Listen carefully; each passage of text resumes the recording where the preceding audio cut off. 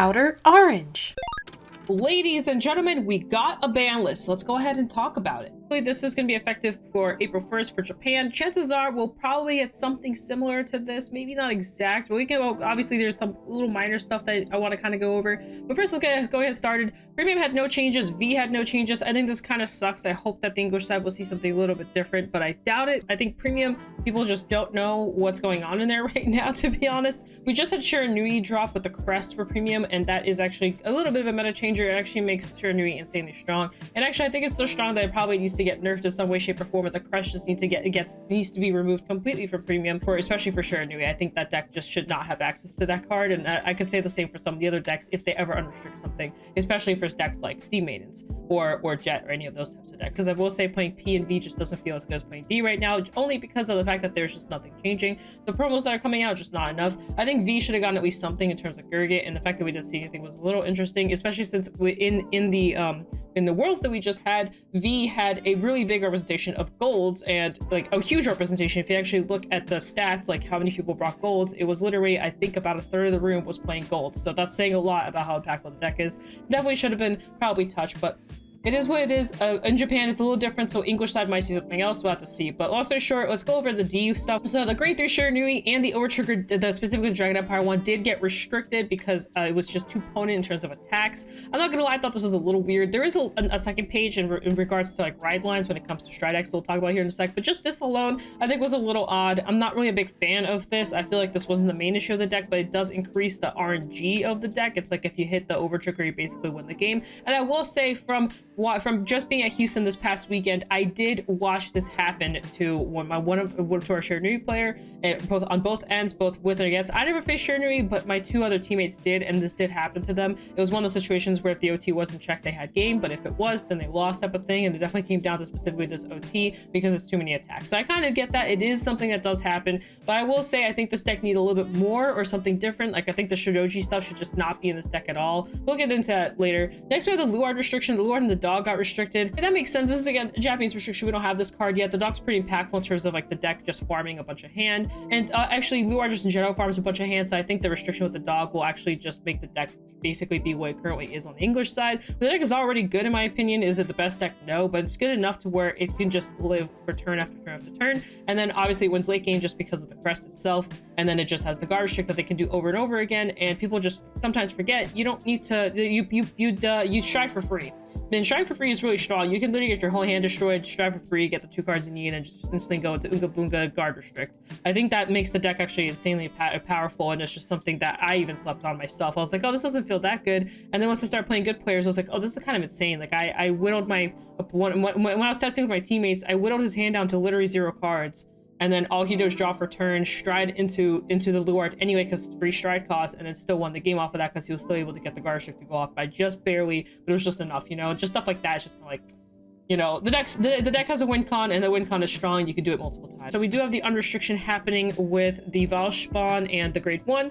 This is really good, as this will definitely bring the deck back. I don't know if it's going to bring the deck back so much that it will be the best deck in the format again, but I will say I actually prefer Ballista over Prism currently. This could change in the future. Prism just isn't very fun to play, weirdly enough. Even though Ballista and Prism are very similar in terms of how they interact, but I like how Ballista plays in terms of like the early game into the late game. I like how you get to search a little bit easier, not really rely on just drawing cards. You can actually top 5. I think top 5 is better than just having to, you know, just draw into your pieces. You can run Sweet X Sweet in Prism, but still it just doesn't feel as impactful as something like this does. I do still believe that Ballista is the stronger pick. So having the restriction would be nice because Ballista is pretty generic outside of the gem searching, as Prism is pretty generic outside of the Prisms being active. So we'll have to see how this works. And we'll have to see just sort of what happens here and just how this works out. So I'm really excited about the Ballista being a restriction. I'm very happy to see that happen. It took me a while to find this. I don't know why. But next we do have a rule change here. He wants to play a ride deck with the stride deck stuff. You have to have, if you want to have a G zone, you must play the appropriate ride line with it. So if you want to have a G zone, you have to play the appropriate ride line. Long story short, so this is the next rule change. So basically you can't run Shoujo Doji now for Shiranui, for example. You can't just run the 2 in there. However, you can still just run it in your main deck, so I don't think this really changes things too much in my opinion. It is a little bit harder to obtain. Obviously it's not your Vanguard, so it's definitely going to touch the deck a little bit, but I don't think it's enough. But basically now if you're playing Stride decks and you want to have a G zone, you have to play their proper ride line, which is I think a little restrictive. I wish there was kind of like a different way we could have approached this. I also get it that they didn't want to just ban a ton of cards and just have people keep replacing cards, at least for sure. Nui, this was definitely the thing. People, you ban this guy right here, and then you can just find something else. You know, there's a lot of stealth cards that Shiranui just has access to, so this is definitely a good way to kind of completely kill that in the coffin. It does kind of suck for the other decks. People can't experiment. It also sucks the fact that you literally can't play any other ride line. You have to stick to this one. But also from a Stride deck perspective, Stride decks are so powerful and just have a lot of base mechanics in them that just make them strong. That maybe it's good to keep them restricted, so that way they don't become borderline busted and turn into tier 0 formats like we've been seeing multiple times happen between Jet and now Shiranui. These are the ban list rule change. Overall, I like the D stuff. I'm not the biggest fan of it. I will say when I first saw this, especially when I saw the first image, when I saw this, I felt like I was a slap in the face. Just seeing the overtrigger touched with a card in D made me very frustrated, because I just don't understand why we just can't bring this over to premium. I still just don't understand why we have that over trigger in premium. It makes me not want to play premium literally because of this. In D, it doesn't feel as like annoying because like these mechanics aren't as like engraved to where you're setting up a win con from like the second you start a turn, which is very much what you do. Is, so I'm a Grand Blue player, I'm setting up my turn, I'm setting up my 30 card and drop turn for like every single card I call out. Everything I do is all for that win con setup to just get destroyed by the over trigger. It's like one of the worst feelings ever. It's one of the reasons why I just can't take premium seriously recently, as I have in the past. Almost, I don't know why, but recently it's just been harder to enjoy premium because of this. But on the other hand, premium doesn't, and indeed it doesn't really bother me as much. But I've talked about this 100 times, I'm not gonna beat the horse, but I will say this was a little bit hurtful to see the first time I saw it, and then I kind of got over it. That's my biggest thing. Like I said, I really hope we see V and premium stuff. But overall, I think this ban list wasn't bad. I know some people feel otherwise. I don't think it was a bad ban list. I hope we see something similar. I think personally from the English side, we're definitely going to see this. This I think is guaranteed to happen.